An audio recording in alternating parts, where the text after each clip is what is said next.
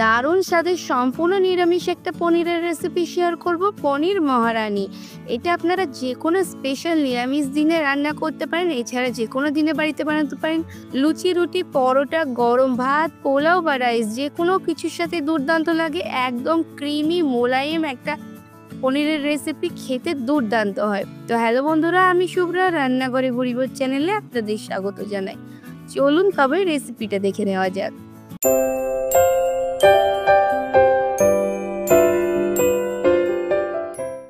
নিরামিষ পনির মহারানি বানানোর জন্য এখানে আমি 300 গ্রাম পনির নিয়ে নিয়েছি। প্রথমে পনিরগুলোকে একটু লম্বা লম্বা করে বড় বড় করে কেটে নিচ্ছি, ঠিক এরকমভাবে। আর তারপর এক একটা পনির থেকে ছোট ছোট চৌকো চৌকো করে কেটে নেব। আমি পনিরগুলোকে একটু ছোট ছোট করে কেটেছি, আপনারা আপনাদের পছন্দ মতো ছোট বা বড় যে কোনো সাইজের কেটে নিতে পারেন। আমি পুরো চৌকো করে কেটেছি। আর দেখুন, পনিরগুলো ঠিক এরকমভাবে চৌকো চৌকো করে কেটে নিয়েছি। সব পনিরগুলো আমি একই রকমভাবে কেটে নিয়েছি। পনিরটা কিন্তু একদম নর্মাল পনির নিয়েছি, মানে কোনো মালাই পনির নিইনি, নর্মাল যে পনিরটা পাওয়া যায় সেটাই নিয়েছি। আর সব পনিরটা কেটে নিয়েছি। এরপর গ্যাসে একটা কড়াই বসিয়ে দিয়েছি। একটা মশলা বানিয়ে নেবো, তার জন্য 1 চা চামচ জিরে, 1 চা চামচ মৌরি, 1 চা চামচ ধনে, 2টো শুকনো লঙ্কা খালি খোলায় ড্রাই রোস্ট করে নেব। আপনারা ঝাল যদি বেশি খান তাহলে 1-2টো লঙ্কা কিন্তু বেশি দিতে পারেন। এরপর নেড়ে চেড়ে যখন একটা সুন্দর গন্ধ বেরোবে ভাজা মশলা, তখন গ্যাসের ফ্লেম অফ করে দিয়ে একটু ঠান্ডা করে মিক্সির জারে নিয়ে গুঁড়ো করে নেব। আর দেখুন, গুঁড়োটা কিন্তু খুব মিহি হবে না, এরকম একটু দানা দানা থাকবে, তাহলেই কিন্তু বেশি ভালো লাগবে। এরপর মশলাটাকে আমি একটা পাত্রে ঢেলে রাখবো, রেখে মিক্সির জারটা আবার খালি করে নিয়েছি। সেই মিক্সির জারেই দিয়ে দিয়েছি টক দই। এখানে 3 চা চামচ পরিমাণে টক দই দিয়েছি। তার সাথে দিয়ে দিচ্ছি 8-10টা কাজু বাদাম আর 8-10টা আমন্ড বাদাম, যেটা আমি 1 ঘন্টা আগে ভিজিয়ে রেখেছিলাম। আমি আমন্ড বাদামের খোসাটা ছাড়িয়ে নিয়েছি। তার সাথে 1 টেবিল চামচ কাসুরি মেথি আর 1 ইঞ্চি আদা একটু টুকরো করে দিয়েছি। সমস্ত কিছু মিক্সিতে একটা স্মুথ পেস্ট তৈরি করে নিয়েছি। মশলাটাকে রেখে দেবো। এরপর গ্যাসে কড়াই আবার বসিয়ে দিয়েছি। আর কড়াইটা গরম হয়ে গেলে দিয়ে দিলাম 3 টেবিল চামচ পরিমাণে সাদা তেল। তেলটা খুব ভালোভাবে গরম করে নেব। তেলটা যখন খুব ভালোভাবে গরম হয়ে যাবে, তখন এতে দিয়ে দেবো কেটে রাখা পনিরগুলোকে আমি এবার ভেজে নেব। পনিরগুলো দেওয়ার পর 1-1.5 মিনিট মতো নেড়ে চেড়ে ভেজে নেব। গ্যাসের ফ্লেমটা হাই টু মিডিয়ামে রেখে খুব বেশি পনির ভাজবো না, পনিরের গায়ে একটা হালকা লাল দাগ আসা পর্যন্ত। পনির কিন্তু বেশি ভাজলে রাবারি হয়ে যায়। ঠিক যখন কালারটা ঠিক এরকম একটা হালকা লাল লাল কালার আসবে, তখন পনিরগুলোকে আমি তুলে নেব।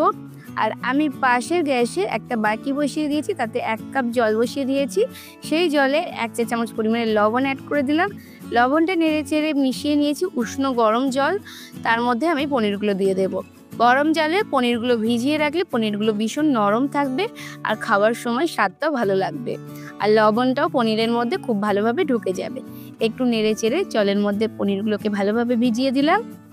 আর এরপর এটাকে সরিয়ে রেখে ওই যে তেলটা ছিল পনির ভাজার পর, সেই তেলটার মধ্যে আরও 2 টেবিল চামচ পরিমাণে সাদা তেল অ্যাড করে দিয়েছি। তারপর তেলটা গরম হয়ে গেলে আগে থেকে তৈরি করে রাখা মশলার পেস্টটা দিয়ে দিলাম, যেটা আমন্ড, কাজু এগুলো দিয়ে তৈরি করেছিলাম, টক দই। সেই মশলাটাই গ্যাসের ফ্লেমটা লো টু মিডিয়ামে রেখে মশলাটাকে কষিয়ে নেব।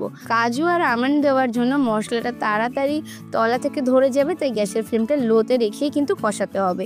1-2 মিনিট কষানোর পর আমি খুব সামান্য একটু কাশ্মীরি লঙ্কার গুঁড়ো দিচ্ছি, 2 চিমটি পরিমাণে। এটা রঙের জন্য, একটু সাদা সাদা মতো রং আসছিল, এটা দিলে রঙটা খুব সুন্দর হয়ে যাবে। দেখুন রঙটা আস্তে আস্তে কত সুন্দর এসছে। এটা আপনারা চাইলে দিতেও পারেন, নাহলে অ্যাভয়েড করে যাবেন। এরপর দিয়ে দিলাম ওই যে মশলা গুঁড়োটা করে রেখেছিলাম, একদম প্রথমে ড্রাই রোস্ট করা মশলা, সেটা দিয়ে দিলাম 1.5 চা চামচ পরিমাণে। মশলাটা দিয়ে আবার একটু নেড়ে চেড়ে মিশিয়ে নিচ্ছি। যখন মশলাটা খুব ভালোভাবে কষানো হয়ে যাবে আর মশলা থেকে এরকম তেল ছেড়ে দেবে, তখন এর মধ্যে দিয়ে দেবো ভিজিয়ে রাখা পনিরটা জল সহ। এতক্ষণ কিন্তু আমার গ্যাসের ফ্লেমটা একদম লোতেই ছিল। এরপর গ্যাসের ফ্লেমটা বাড়িয়ে দেব আর নেড়ে চেড়ে মিশিয়ে নেব।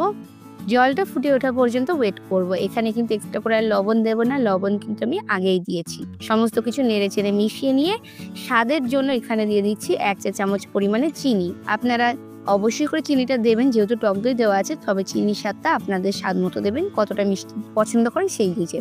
চিনিটা দেওয়ার পর আবার একটু নেড়ে চেড়ে মিশিয়ে নিয়ে দিয়ে দিচ্ছি 1 কাপের 3 ভাগের 1 ভাগ দুধ। দুধটা দিয়ে আবার একটু নেড়ে চেড়ে মিশিয়ে নিচ্ছি। মহারানিতে কিন্তু দুধের ব্যবহার করতে হয়, তো আমি দুধ দিয়েছি, আপনারা চাইলে পুরো রান্নাটাই জলের বদলে দুধে করতে পারেন।